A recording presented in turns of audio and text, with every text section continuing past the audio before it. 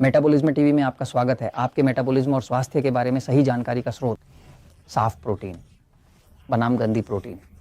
मैं Frank Suarez हूँ, मोटापा और मेटाबॉलिज्म विशेषज्ञ, और मैं आपको संक्षेप में कुछ समझाना चाहता हूँ जो मैंने खोजा है और मुझे लगता है कि आपको जानना चाहिए। आपको ये जानना चाहिए कि कुछ प्रोटीन साफ होते हैं और कुछ प्रोटीन गंदे होते हैं। ये हम में से उन लोगों से संबंधित है जो लाल मांस खाते हैं, जो सूअर का मांस खाते हैं, जो चिकन खाते हैं। हमें ये जानना चाहिए कि ये इस पर निर्भर करता है कि जानवर को कैसे पाला गया है, उसे क्या खिलाया गया है, उसी के अनुसार उसके शरीर के अंदर के यौगिक होंगे। आप कुछ बुरा से कुछ अच्छा नहीं बना सकते, ये संभव नहीं है, ये जीवन का नियम है। उदाहरण के लिए जिनका तंत्रिका तंत्र मेरे जैसा निष्क्रिय है वे लाल मांस खाने वाले होते हैं। उदाहरण के लिए मैं व्यक्तिगत रूप से जब मैक्सिको जाता हूँ, मुझे मैक्सिको के उत्तर में जाना बहुत पसंद है। वहाँ कोआहुइला, टोरेओन, उन सभी क्षेत्रों में, क्योंकि उत्तरी लोगों के पास बेहद अच्छे मांस होते हैं, है ना। जब मैं वहाँ जाता हूँ तो मैं अच्छे मांस का आनंद लेता हूँ। लेकिन क्या होता है, मैक्सिको में अभी भी बहुत सारी गायें हैं जो प्राकृतिक अवस्था में पाली जा रही हैं। गाय की प्राकृतिक अवस्था क्या है? गाय की प्राकृतिक अवस्था है चरना यानी घास खाना। जैसे अमेरिकन लोग उन्हें पालते हैं वह पूरी तरह से अलग है। अमेरिकन लोगों के पास औद्योगिक फार्म होते हैं जहां वे उन जानवरों को लगभग एक के ऊपर एक रखते हैं, बहुत असुविधाजनक तरीके से, जिससे तनाव होता है। जानवर आसानी से बीमार हो जाता है, इसलिए उन्हें एंटीबायोटिक्स देना पड़ता है और ऊपर से उन्हें केवल मक्का खिलाते हैं, आनुवंशिक रूप से संशोधित। तो अमेरिकी नेटवर्क से उन अमेरिकी जानवरों, उनके पास एक मांस होता है।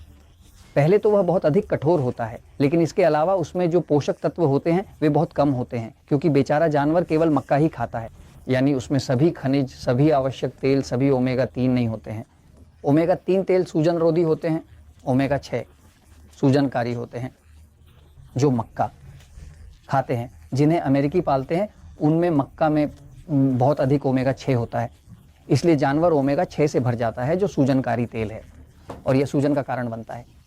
उदाहरण के लिए जो जानवर घास में बढ़ते हैं, जो धूप में बढ़ते हैं, जो सूर्य से विटामिन डी प्राप्त करते हैं, सूर्य की ऊर्जा और अन्य चीज़ें प्राप्त करते हैं, तो वे जानवर स्वस्थ होते हैं, लगभग बीमार नहीं होते। वे खनिजों से भरे होते हैं जो पौधों में होते हैं, जो घास में होते हैं, और वे भरे होते हैं ओमेगा 3 तेलों से जो सूजन रोधी होते हैं। इसलिए यदि आप लाल मांस खाने जा रहे हैं तो कृपया सुनिश्चित करें कि वह जानवर कहाँ से आया है। ये एक जानवर है जो पाला गया है, घास में पला हुआ है, तो आप सही जा रहे हैं और आप इसका स्वाद महसूस करेंगे। मेरी पत्नी ने मुझे बिगाड़ दिया है, क्योंकि वह जाती है और मुझे अच्छी मांस खरीद कर लाती है जो थोड़ी महंगी होती है, लेकिन जब वह कुछ लाती है तो कहती है यह इसके लायक है, और आप अंतर महसूस करते हैं जब यह एक जानवर होता है जिसे प्राकृतिक रूप से पाला गया है। यही बात मुर्गियों के साथ भी होती है।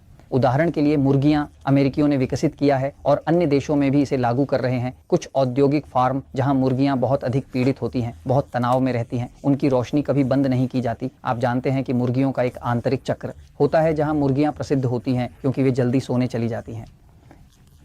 जब शाम ढलने लगती है तो मुर्गी सबसे पहले पेड़ पर चढ़कर सोने जाती है, लेकिन उस फार्म में उनकी रोशनी पूरी रात बंद नहीं की जाती। मुर्गी को गंभीर तनाव में रखा जाता है और उन्हें आनुवंशिक रूप से संशोधित मकई खिलाया जाता है, जिससे उनकी मांस बहुत सूजनकारी होती है। जबकि एक मुर्गी जो स्वतंत्र रूप से पाली गई हो, जिसे खुला भोजन दिया जाता है,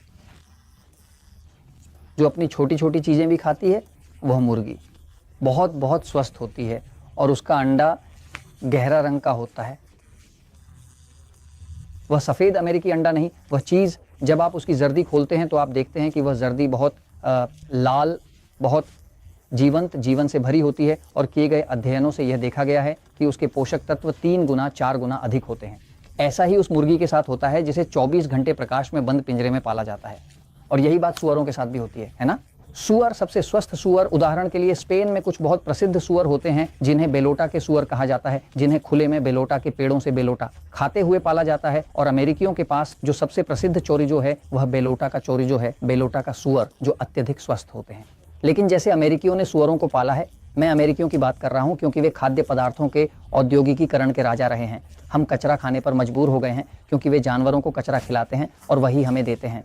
इसलिए मैं आपको केवल ये 3 बिंदु बता रहा हूँ, क्योंकि साफ प्रोटीन भी है और गंदी प्रोटीन भी है। अगर आप मेरी तरह हैं और आपका तंत्रिका तंत्र निष्क्रिय है और आपको अपनी लाल मांस खाना पसंद है, अपना सुअर का मांस, या अगर आपका तंत्रिका तंत्र उत्तेजित है और आपको अपना चिकन और अन्य चीज़ें खाना पसंद है, तो कृपया सुनिश्चित करें कि वह साफ प्रोटीन हो। और मैं ये इसलिए कह रहा हूँ क्योंकि सच्चाई हमेशा जीतती है।